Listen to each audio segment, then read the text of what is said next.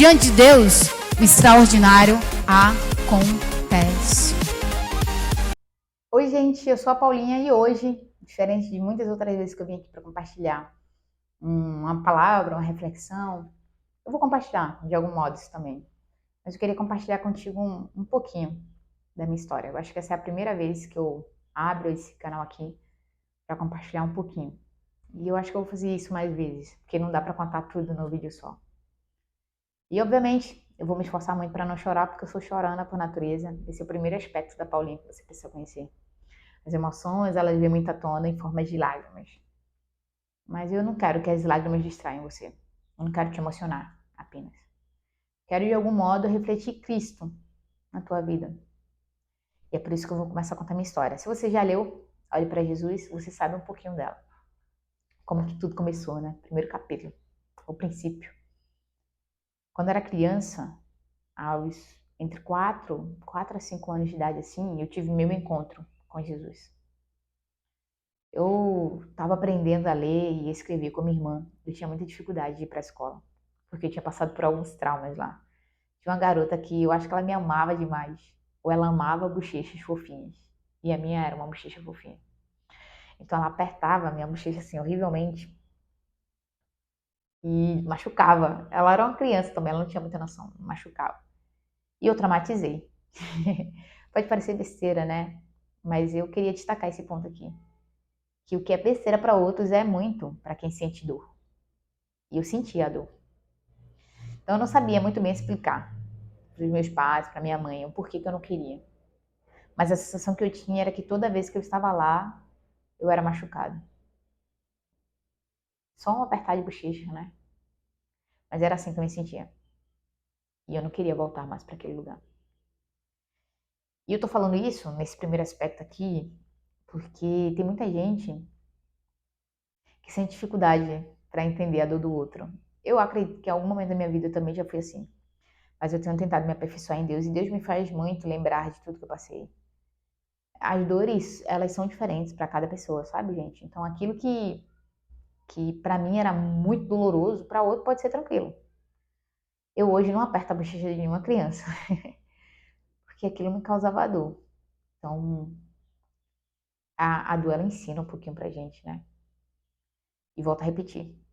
Não é porque para você é tranquilo que para outro é.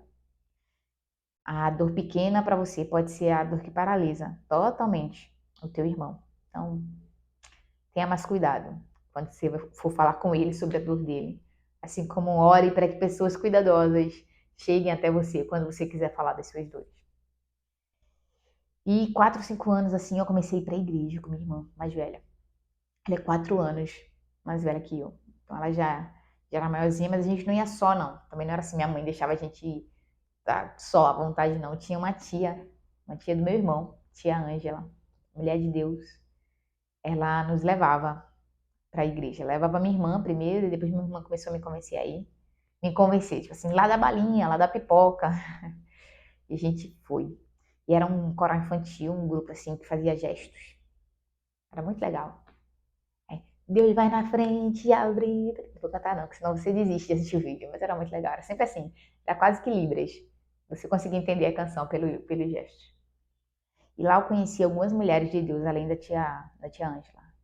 E eu vou falar sobre uma delas, porque esses vídeos que eu pretendo gravar, em todos eles eu quero falar um pouquinho sobre pessoas que refletiram Deus na minha vida. E não sobre a dor que eu senti, mas pessoas que refletiram Deus. E essa é a primeira pessoa que eu quero falar. Era uma das tias lá da igreja. Ela era dirigente do grupo das crianças. E, de verdade, eu não sei te explicar. Mas quando eu olhava para ela, eu conseguia sentir de uma forma palpável que eu era amada. Curioso, né? E daí você pode dizer assim pra mim, mas você não se sentia assim em outro lugar, Paulinha? Sentia, mas era uma coisa diferente. Não era um amor comum, sabe? Era como se o olhar e o abraço dela fossem o olhar divino. De algum modo, ela refletia Deus pra mim de uma forma. Tia Mira, eu te amo. De algum modo, ela refletia Deus para mim de uma forma que quando eu olhava para ela e eu percebia que ela olhava para milhares de crianças, que eram milhares não, né, mas dezenas. Mas quando ela olhava para mim, meu coração ele aquecia. E eu sentia, tipo, Deus tá me vendo. Deus sabe quem eu sou. Ele enviou ela para mim pra mostrar isso, sabe? A tia Mira, ela era alguém que consolava todas as crianças que choravam. Não só ela, mas todas as outras. Ela consolava todo mundo que chorava. Ela ria com todos os nossos risos. E como criança, 4, 5 anos, olhar para ela era como ver uma vida que me inspirava. Eu queria ser como ela quando eu crescesse. Eu queria ajudar pessoas como ela me ajudou. Mesmo sem ser algo assim muito específico, ela me ajudou bastante. Só que eu criança eu ainda não tinha noção do que é ser quem ela é. Do peso que é estar nesse lugar. Cuidar de vidas. Hoje, olhando para a trajetória de mulheres como ela, eu sei que refletir o amor pesa. Eu sei que refletir a glória de Deus pesa. Eu sei como é difícil. E talvez eu não esteja nem um décimo de ser toda a mulher que ela foi. Mas porque um dia ela refletiu Jesus para mim. Porque um dia a tia Ângela se dispôs a andar quilômetros até chegar na minha casa. Pegar eu e minha irmã, junto com outras sobrinhas dela, e levar para a igreja. Tia Ângela aceitou ser chamada de tia por duas garotas assim, porque elas se levantaram. Crianças como eu se tornaram jovens, homens e mulheres de Deus. Se isso não for amor, gente, se isso não é o ágape, de verdade eu não sei mais o que é. E por que eu tô falando sobre isso? Para encorajar você. Para me encorajar também, sabe? Tem gente que não tem noção ainda do potencial que tem. Mas ele tá debaixo da tua oração, debaixo da tua proteção, debaixo do teu cuidado. Ele ainda não teve uma experiência muito intensa com Jesus, ele ainda não conhece Deus da forma como você conhece, mas ele olha para você e de algum modo ele sente que tem algo por trás de você, por trás do teu riso, por trás do teu olhar. Ele olha para você e ele fala assim: tem algo que eu preciso conhecer e que eu sei que ele conhece, eu sei que ela conhece. Eu vou continuar seguindo. Talvez se a tia Mira não existisse, a tia Ângela não existisse, eu não estivesse aqui. Talvez se minha irmã, com 8 anos de idade, não tivesse tido a primeira experiência dela com Cristo e dito sim para Jesus, mesmo lá em casa ninguém ainda tendo dito esse sim, pioneiríssima. Talvez se ela não tivesse dito sim, eu não estivesse aqui. Ela tinha 8 anos de idade, amava dançar El Chan. Tem várias fotos dela criança com roupa dela lica aqui, ó, dançando Chan. Mas se ela não tivesse escolhido abrir mão dessa vida divertida para viver uma vida séria com Deus, mesmo tendo só 8 anos, talvez eu não estivesse aqui. Tem um custo para ser discípulo. E eu quero te fazer refletir aqui agora no custo que outras pessoas que vieram antes de você pagaram para que você hoje estivesse aqui. E te lembrar que a missão não parou neles. Ela continua e continua com você. Então, sim, há um custo que precisa ser pago. E há um custo que eu e você precisaremos pagar. É a nossa vez. É o nosso tempo. É a nossa hora, sabe? É a nossa vez de refletir Jesus para outros. É a nossa vez de abrir mão de alguns dos nossos desejos. Jesus vai falar em Lucas, no Evangelho de Lucas, capítulo 14, sobre o curso do discipulado. E ele vai dizer que o discipulado ele exige um certo tipo de amor. Ele diz assim: se alguém ama mais sua mãe, seu pai, seus irmãos, sua esposa, seus filhos, mais do que a mim, ele não pode ser meu discípulo. Então, ser discípulo existe um certo tipo de amor. E é esse amor que você vai refletir. O amor de alguém que coloca Deus acima de todas as coisas. Ser discípulo envolve um certo tipo de sofrimento. Jesus vai falar, ainda no mesmo texto. Se alguém não toma sua cruz e segue-me, ele não é digno de ser meu discípulo. E o que era a cruz? Para a gente hoje é muito claro. Jesus morreu na cruz por nós, então a gente entende perfeitamente o que é cruz.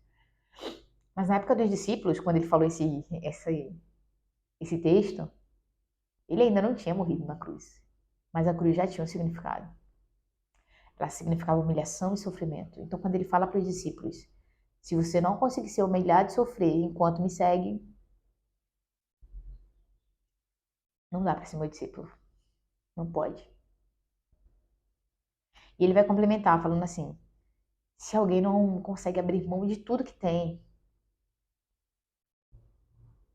não pode ser meu discípulo. Então eu vejo aqui um certo tipo de amor, um certo tipo de sacrifício, um certo tipo de entrega, desapego total, renúncia. Sem esses três, não tem como ser discípulo. Então eu não tenho dúvidas que eu tô falando para pessoas como eu, que amam muito Jesus, mas que às vezes param e pensam assim, é isso mesmo que pessoas que te amam passam? E eu vou dizer para você, é isso mesmo. É isso mesmo que pessoas que amam você têm que enfrentar? É isso mesmo. Porque não é só sobre você. O Jonatas Leônio, doutor Johnny, que escreveu Divinamente, está até por aqui, é um desses livros aqui, é o segundo, eu acho.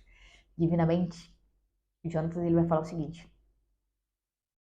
Primeiro ele faz a pergunta, por que as pessoas adoecem?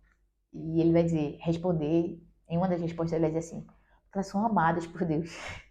E quem é amado passa por processos. Processos nos levam até o propósito. Quem é amado passa por dores.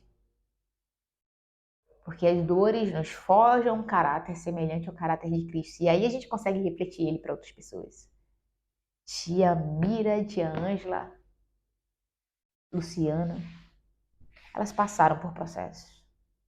Processos que me trouxeram até aqui. Porque quando eu olhei para elas, de algum modo, eu enxerguei Jesus. Então eu, Ana Paula, Paulinha, também tenho processo. E eu vou te apresentar um pouquinho deles cada vez aqui. E esses processos me conduziram até o lugar onde eu estou hoje, para que eu possa refletir Jesus para alguém. E espero de verdade estar refletindo Jesus para você agora, te lembrando, se é muito amado.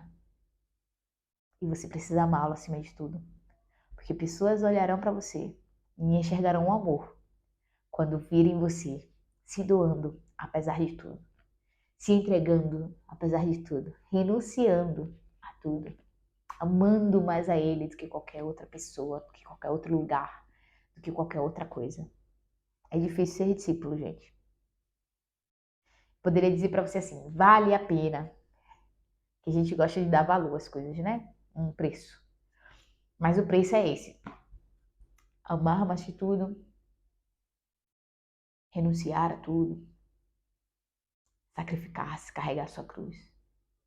E o valor, o que a gente recebe?